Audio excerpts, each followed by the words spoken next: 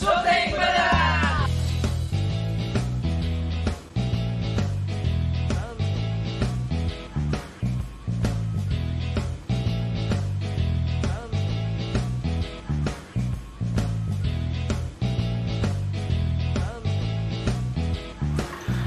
Assalamualaikum warahmatullahi wabarakatuh. Apa kabar sahabat syuting beneran? Oke, luar biasa banget. Apa kabar teman-teman? Hari ini gue kembali lagi nih bikin konten setelah sekian lama ya nggak bikin konten. Waduh, gimana teman-teman dengan pemberitaan yang ada nih? Pastinya juga pada kaget, pusing, shock, dan juga pastinya juga banyak nih wartawan-wartawan, teman-teman semuanya yang nanya kepastiannya gitu kan. Gue juga nggak begitu gimana sih, nggak begitu jujur aja sih, gue setiap ada pemberitaan itu gue selalu matiin TV-nya gitu, karena pribadi gue nggak percaya hal itu menimpa rumah tangga teman gue sendiri gitu. Dan juga sedih, gue pasti sedih. Dibilang nangis, gue sempet nangis gitu, apalagi pas lihat Bilar dipampang pakai baju orange tuh, kayak gue nyesek banget ngeliatnya gitu. Dan juga di sisi lain gue mendukung muhasabahnya Dede lah ya. Dia meminta petunjuk dengan cara dia umroh, itu luar biasa ya. Pasti keputusan yang hadir itu udah pasti petunjuk Allah yang kasih ya, karena beliau langsung meminta di sana, berdoa di sana ya. Dan juga gue juga gimana ya, kalau gue pribadi sih gue sangat mendukung sekali untuk mereka kembali rujuk dan lain sebagainya, karena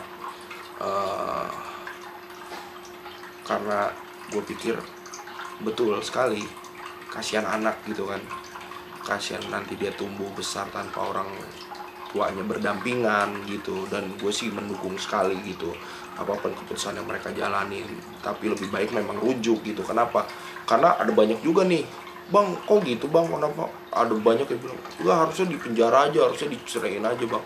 Gini men, ketika mungkin ya keputusan itu tuh kita nggak bisa tahu dalamnya isi hati seseorang, betapa dalamnya cinta Dede terhadap Rizky Bilar, atau mungkin banyak hal pertimbangan, dan pastinya itu semua sudah dipikirkan secara matang gitu. Dan kita harus menghargai keputusan itu gitu. Kalau dibilang wah kita rakyat Indonesia di prank, ada yang bilang gitu kan. Siapa yang di prank?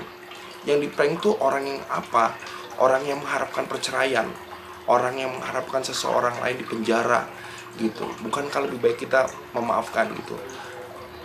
Memang ada yang bilang iya bang, tapi kalau sudah di KDRT dia berhak untuk meminta cerai. Iya, tapi bukankah lebih mulia kalau seseorang memaafkan, taubatan nasuha dari orang lainnya gitu. Jadi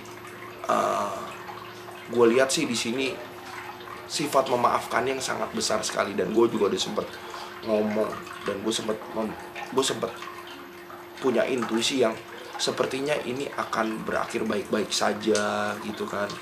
Semuanya akan berakhir seperti sedia kala gitu. Dan ayolah,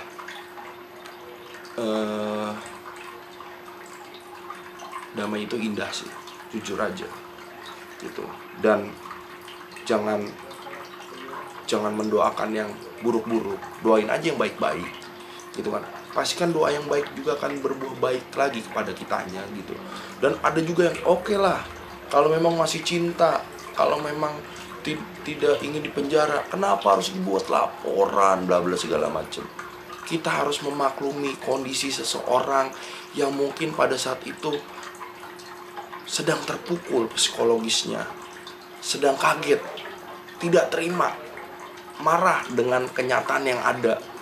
Dan gue pikir itu hal yang sangat manusiawi.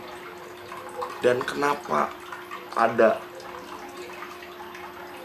yang sempat bilang muhasabah itu penting, terus juga berdoa memohon petunjuk itu penting untuk lain sebagainya, dan itu sudah dilakukan. Dan pastinya ketika awal bikin laporan pun gue yakin semuanya dibalut dengan perasaan emosi, kesal dan lain sebagainya. Dan di situ setan pasti membisikkan gitu kan, otomatis gitu.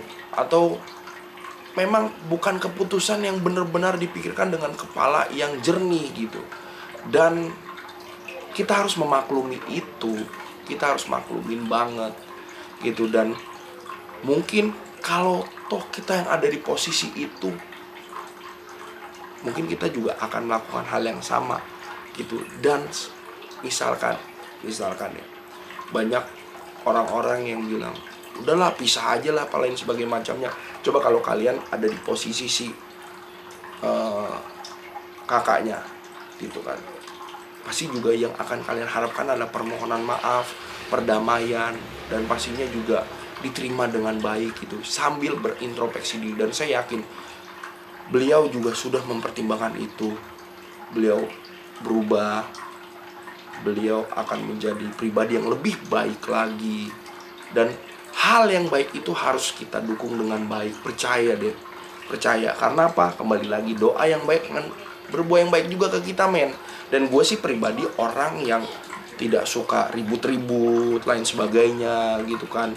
Gue suka orang yang berdamai. Gue suka dengan situasi yang berdamai. Hal-hal yang berbau perdamaian itu gue suka. Karena hidup ini memang hanya untuk cinta, damai, dan kasih sayang. Intinya itu. Nah, kalau kita masih bisa melakukan hal itu, kenapa tidak gitu. Jadi buat teman-teman, ayo mari kita doain yang baik-baik. Jangan terlalu berasumsi negatif, apalagi sampai mendoakan dan berharap untuk adanya perpisahan. Jangan, sekali lagi jangan. Karena kembali lagi, bukankah memaafkan itu jauh lebih mulia? Jadi kenapa tidak kalau kita masih bisa memaafkan dan menerima tobat seseorang, perubahan baik seseorang, kayak gitu. Dan berpikir positif lebih baik daripada berpikir yang negatif, men. Dan jujur aja, gue berharap kita semua bisa mendoakan perubahan yang baik untuk semuanya, dan tidak akan terulang lagi di kemudian hari. Seperti itu aja. Dan ya jujur aja, gue berharap semuanya bisa baik-baik saja dan bisa seperti sedia kala lagi. Kayak gitu aja deh. Pokoknya sukses untuk kita semua. Semoga kebaikan, sifat maaf, kesabaran semua bisa meliputi kita juga. Bisa lebih berkepala dingin dan juga menjaga setiap perkataan dan juga ucapan kita gitu. Buat siapa aja, teruntuk buat siapa saja, termasuk diri saya sendiri, kayak gitu ya. Semoga semua ini bisa jadi pembelajaran untuk kita semua. Jadi sekali lagi, doakan yang baik-baik. Ayo mari kita berpikir positif dan menjadi pribadi yang lebih baik lagi di kemudian harinya. Saya pamit undur diri, Raymond. Sukses terus buat kita semua. Assalamualaikum warahmatullahi wabarakatuh. Dadah.